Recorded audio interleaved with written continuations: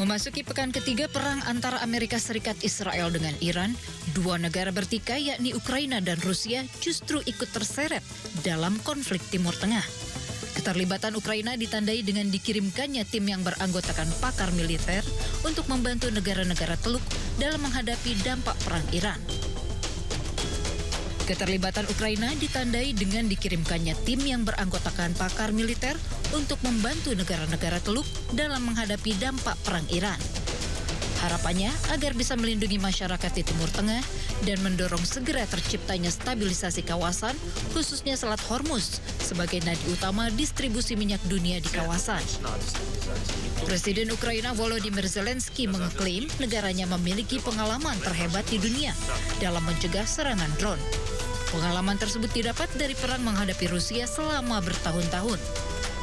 Zelensky juga menuding Rusia ingin memanfaatkan situasi perang di Iran, termasuk rencana Presiden Amerika Serikat Donald Trump mengangkat sanksi ekspor minyak Rusia di tengah menggilanya harga minyak dunia akibat perang. Keterlibatan Rusia dalam perang di Iran ditandai dengan pengiriman 13 ton bantuan kemanusiaan, termasuk obat-obatan ke Iran. Bantuan ini diangkut menggunakan pesawat Il-76 menuju ke Azerbaijan sebelum diberikan ke pemerintah Iran. Azerbaijan sendiri telah memberikan bantuan seberat 32 ton yang berisi bantuan makanan dan obat-obatan.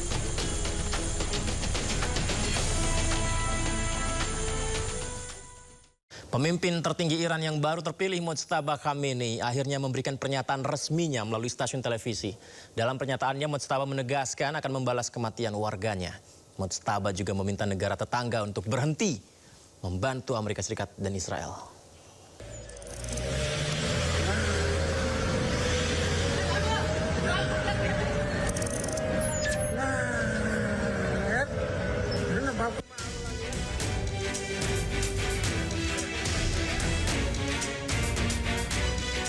Rentetan serangan yang terjadi di sejumlah negara di Timur Tengah terus menjadi sorotan.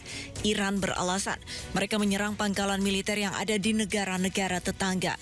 Iran juga meminta negara tetangga untuk berhenti membantu Amerika Serikat dan Israel. Pernyataan ini disampaikan oleh pemimpin tertinggi Iran yang baru terpilih, Mojtaba Khamenei, melalui salah satu stasiun televisi di Iran.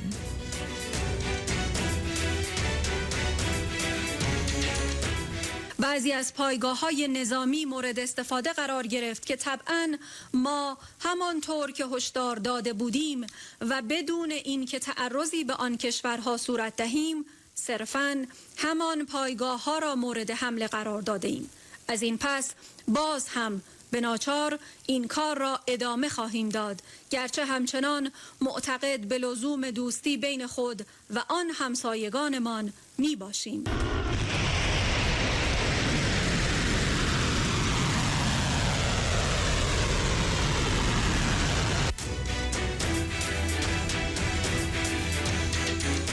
Menurut Iran, saat ini ada 15 negara di Timur Tengah yang memperbolehkan Amerika Serikat mendirikan pangkalannya.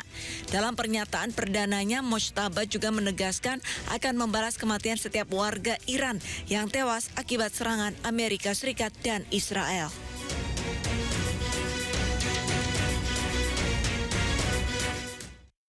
Mojtaba Khamenei, pemimpin tertinggi Iran yang baru dikabarkan telah diterbangkan ke Rusia setelah mengalami luka-luka akibat serangan Amerika dan Israel akhir Februari lalu.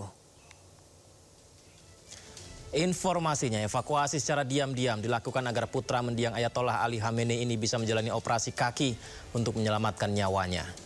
Operasi pengobatan dilaporkan dilakukan di Istana Kepresidenan Presiden Vladimir Putin.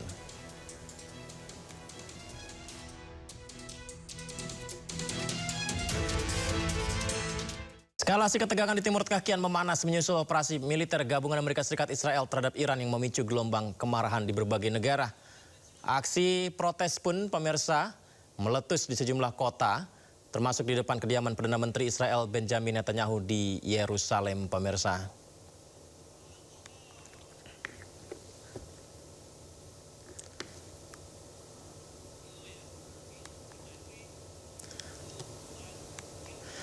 Sementara itu pemirsa, Israel membantah Netanyahu meninggal dunia. Serangan Iran beberapa waktu lalu diramaikan juga menewaskan Perdana Menteri Israel Benjamin Netanyahu. Klaim tersebut muncul saat rudal Iran menyerang Tel Aviv dan bersebaran di media sosial menyebutkan bahwa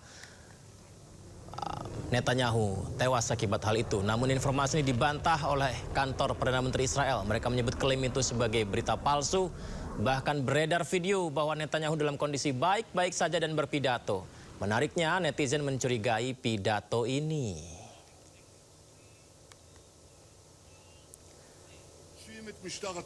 Dan pemirsa, inilah potongan pidato Perdana Menteri Israel Benjamin Netanyahu yang bereaksi pasca dirumorkan di media sosial telah tewas. Perdana Menteri Israel Benjamin Netanyahu muncul lagi ke publik setelah rumor tersebut sekaligus membantah kabar dirinya terluka dan tewas akibat serangan Iran. Netanyahu menyampaikan keterangan pers melalui sambungan video pada Kamis malam waktu setempat dan berita ini juga diupload di media sosial pribadinya. Netanyahu juga informasi tentang pidato ini terjadi hampir bersamaan dengan pernyataan Perdana Pemimpin tertinggi Iran yang baru, Mojtaba Khamenei di Teheran. Menariknya, sejumlah netizen menyoroti cuplikan pidato ini, pemirsa. Jadi kalau kita skip atau tahan sebentar di salah satu potongan videonya ya, ada netizen yang menganalisa ternyata jumlah jari Netanyahu ada 6. Dan tak sedikit netizen dunia mencurigai video ini hasil buatan artificial intelligence atau AI.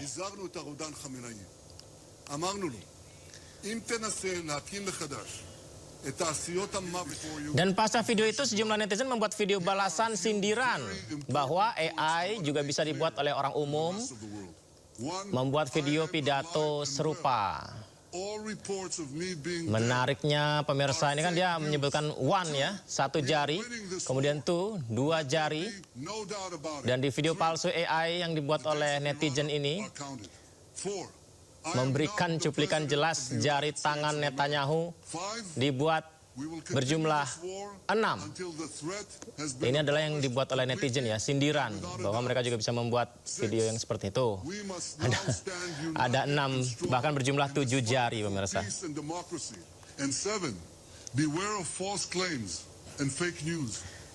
Kalau jari saya 5 ya, dan ini bukan AI, ini asli ini ya. Dan ramainya pembahasan tentang rumor Netanyahu tewas dan kecurigaan di pidato terakhir Netanyahu direspon dengan video baru, pemirsa. Kali ini video Netanyahu tengah minum kopi dan menunjukkan jumlah jarinya 5. Di sini dia menegaskan dirinya baik-baik saja. Tapi menariknya, netizen justru mencurigai lagi video itu. Nah, inilah video yang tersebar di media sosial. Ini juga disebarkan di akun medsos pribadi Benjamin Netanyahu ya. Ia buka suara setelah beredar rumor dirinya terkena serangan Iran. Dia menunjukkan jarinya ini, lihat. Nah, dia bilang jari saya 5, saya minum kopi santai di sebuah kedai. Dalam video ini Netanyahu bahkan menunjukkan jumlah jarinya supaya tidak disangka lagi rekayasa kecerdasan buatan. Jadi ini seperti membantah ya. Tapi menariknya, pemirsa, lagi-lagi netizen mencurigai komposisi, detail, dan alur natural video ini. Kita ulas satu persatu.